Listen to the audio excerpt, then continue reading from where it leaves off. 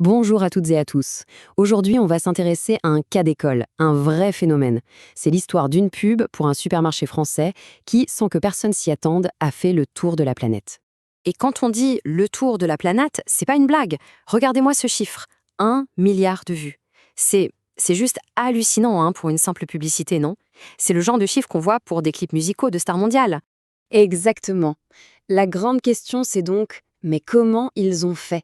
C'est quoi le secret derrière tout ça? Eh bien, c'est ce qu'on va essayer de comprendre ensemble. On va commencer par le début, en se penchant sur l'histoire qu'elle raconte. Alors, la première chose à savoir, c'est que ce n'est pas du tout une pub classique. Pas du tout. En fait, elle est construite comme un vrai conte de Noël. Et ça, c'est déjà une des premières clés pour comprendre son succès. Tout commence avec une scène qu'on a plus ou moins tous vécue, un grand repas de famille à Noël. On y voit un petit garçon qui s'ennuie un peu au milieu des discussions des grands. Forcément, on se sent tout de suite concerné, c'est facile de s'identifier. Et là, son oncle, pour l'occuper, lui donne son cadeau, une peluche en forme de loup. Sauf que, c'est le drame. Le petit garçon est terrifié, il a une peur bleue des loups. C'est ce petit conflit qui va lancer toute l'histoire.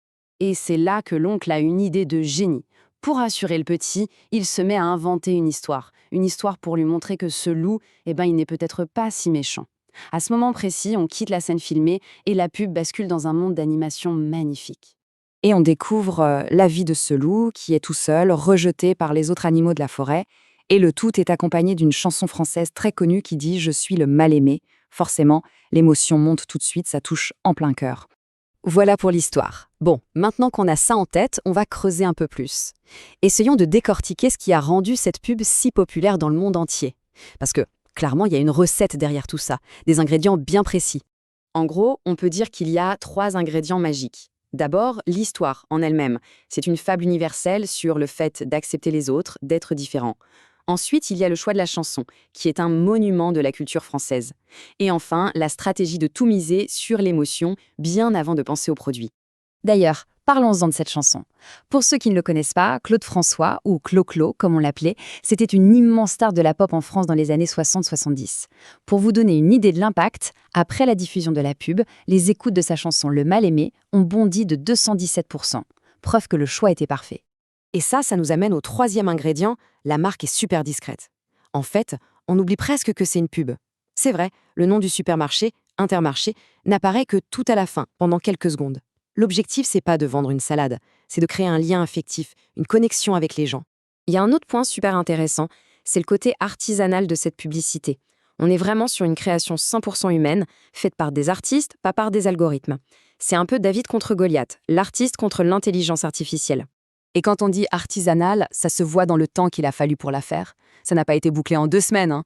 Non, en tout, ça a pris 18 mois. C'est énorme.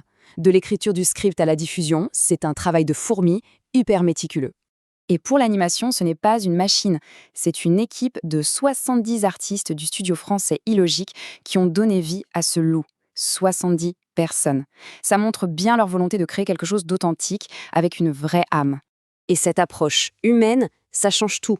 Il suffit de comparer avec une autre pub de Noël sortie à la même période, celle de Coca-Cola, qui, elle, a été faite par une IA. Le résultat est sans appel. D'un côté, Intermarché, l'émotion, le succès planétaire. De l'autre, Coca-Cola et son bad buzz à cause d'un rendu jugé trop artificiel.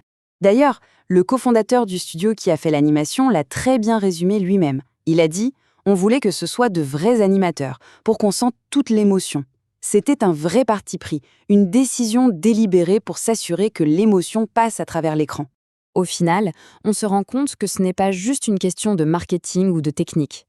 Si cette publicité a autant touché les gens, c'est peut-être parce qu'elle porte un message qui va beaucoup plus loin. Bien sûr, le slogan de la marque, c'est « mieux manger », mais ici, le message est bien plus universel. Le vrai message, c'est celui du vivre ensemble. C'est une idée très forte en France qui parle d'harmonie, d'accepter les différences des autres pour créer une société meilleure. Et l'histoire de ce loup qui essaye de se faire accepter, c'est une métaphore parfaite de l'inclusion et de la tolérance. On termine donc là-dessus avec une question qui fait réfléchir. À une époque où on est parfois très divisé, est-ce qu'une simple pub peut vraiment réussir à nous rassembler autour de valeurs communes? Vu le succès incroyable de ce loup mal aimé, la réponse semble être oui.